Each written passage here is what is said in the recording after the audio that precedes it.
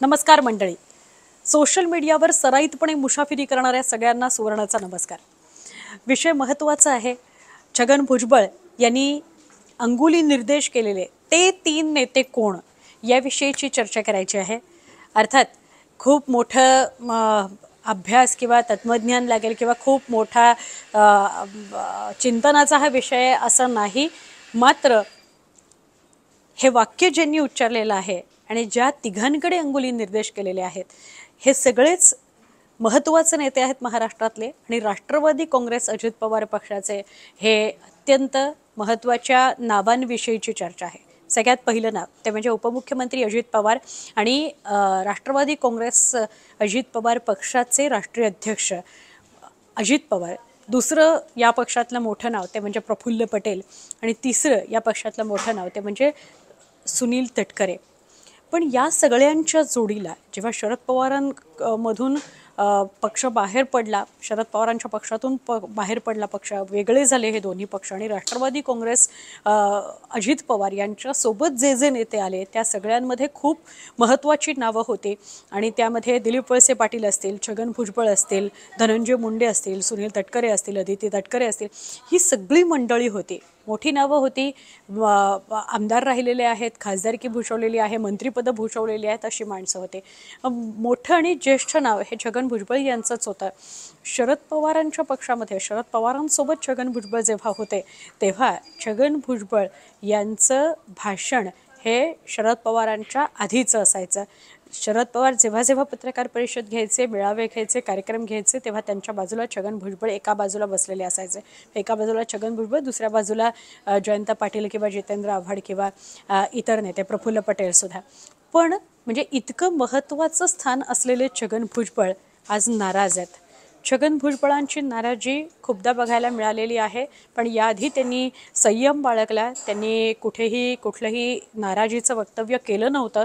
लोकसभेच्या निवडणुकीदरम्यान असो किंवा विधानसभेच्या आधी जे काही घडलं त्या दरम्यान असो. मनोज जरांगे यांच्याबरोबरचा जो संघर्षाचा मागचा 1 वर्षाचा काळ होता त्या कालावधीमध्ये सुद्धा त्यांनी कधीही आपल्याच पक्षातल्या नेत्यांबद्दल नाराजीचा सूर उमटवला नाही. लोकसभेत जेव्हा उमेदवारी देण्याची वेळ आली तो एक काळ असेल किंवा त्याच्यानंतर राज्यसभेवर उमेदवारी संदर्भातला विषय असेल, यावेळेला सुद्धा त्यांनी नाराजी उघडपणे कधीही नोंदवली नाही.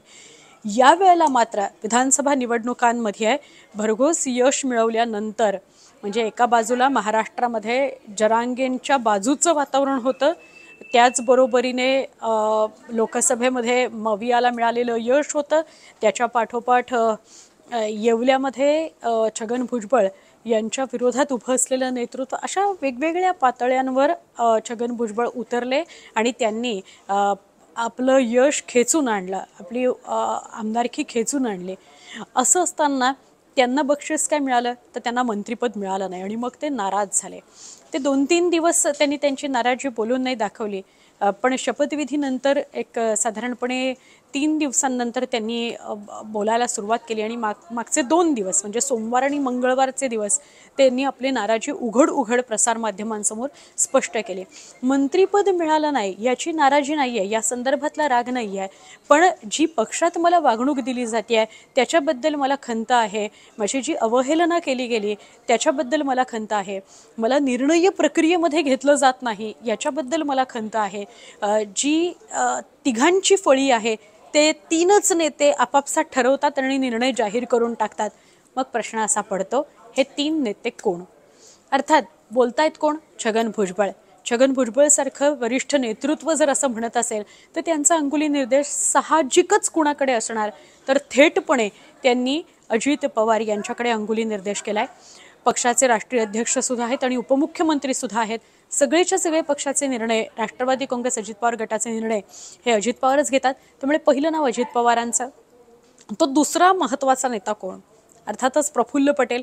प्रफुल्ल पटेल हे म्हणजे आता गडबड आणि गोंधळ असा झालाय की आत्तापर्यंत म्हणजे जेव्हा एकत्र होता राष्ट्रवादी काँग्रेस पक्ष तेव्हा जर अजित पवारांसंदर्भात काही किंतु परंतु मनात असतील त्यांच्या कामाविषयी त्यांच्या बद्दलची जी तक्रार असेल ती जर करायची असेल तर ते कोणाकडे जातील सगळे नेते तर ते शरद पवारांकडे आत्तापर्यंत जात होते. पण आता पक्ष दोन झालेले आहेत आणि त्यामुळे अजित पवारांचीच जर तक्रार करायची असेल किंवा अजित पवारांविषयीचीच जर मनात खंत असेल तर ती कोणाकडे व्यक्त करायची. एकतर पहिलं नाव अजित पवार नाहीतर मग दुसरं नाव कुणाकडे म्हणजे पक्षात दुसरं महत्त्वाचं नाव कोण आहे. जर मी म्हणजे स्वतः छगन भुजबळ जर एवढे वरिष्ठ नेता आहेत तर ते अजित पवारांची तक्रार थोडीच प्रफुल्ल पटेल यांच्याकडे करणार आहेत. त्यामुळे दुसरं नाव जे आहे मोठं नाव निर्णय प्रक्रियेमध्ये सहभागी करून घेतलं नाही जात हे तिघंच आपापसात बोलतात तर त्या तिघांमधलं दुसरं नाव आहे प्रफुल्ल पटेल आणि त्या तीन नेत्यांमधलं तिसरं नाव आहे सुनील तटकरे. तर सुनील तटकरे हे तसे अनुभवाने आणि राजकीय कारकिर्दीने छगन भुजबळ यांच्यापेक्षा तसे कमी अनुभवी आहेत किंवा ज्युनियर आहेत असं म्हटलं तर चुकीचं नाही ठरणार. मग असं असताना अजित पवारांसंदर्भातली तक्रार ते सुनील तटकरेंकडे कसे काय करतील. तर हा जो संवादात गॅप राहिलेला आहे त्यामुळे खूप मोठ्या घडामोडी घडतायत. आता बोलता बोलता छगन भुजबळ यांनी हे सुद्धा स्पष्ट केलं की माझ्याशी तर थेटपणे या तिघांमधलं कुणी बोललेलं नाही. मला तर नाराज का आहात असा प्रश्न कुणीही या तिघांपैकी विचारलेला नाही. तर जो काही संवाद राष्ट्रवादी काँग्रेस पक्षाकडून सुरू आहे अजित पवार सुनील तटकरे किंवा प्रफुल्ल पटेल यांच्याकडून सुरू आहे तो समीर भुजबळ यांच्याशी सुरू आहे माझ्याशी नाही असं त्यांनी कालच स्पष्ट केलं होतं. आणि बोलता बोलता त्यांनी हेही म्हटलं होतं की आज समता परिषदेची बैठक आहे आणि त्या संदर्भात त्या सगळ्या कार्यकर्त्यांशी समता परिषदेच्या नेत्यांशी मी संवाद साधेन आणि मग काय तो निर्णय जाहीर करेन. मात्र कुठेतरी त्यांच्या मनात खंत आहे नाराजी आहे आणि ती त्या तीन नेत्यांबद्दल आहे की मला तोडीस तोड अनुभवाच्या जोरावर मिळालेलं जे स्थान आहे ते पक्षात मिळत नाही आणि त्यामुळे छगन भुजबळ नाराज आहेत. आता ही नाराजी कशी दूर केली जाणार हा एक प्रश्नच आहे. छगन भुजबळ यांना फक्त मंत्रिपद मिळालं नाही म्हणून ते नाराज नाहीत तर पक्षामध्ये मागच्या 1-1.25 वर्षात 2 वर्षात जी काही वागणूक त्यांना मिळते किंवा त्यांना थोडंसं दुर्लक्षित जे केलं जात आहे त्यांना निर्णय प्रक्रियेमध्ये जे सहभागी करून घेतलं जात नाही आहे.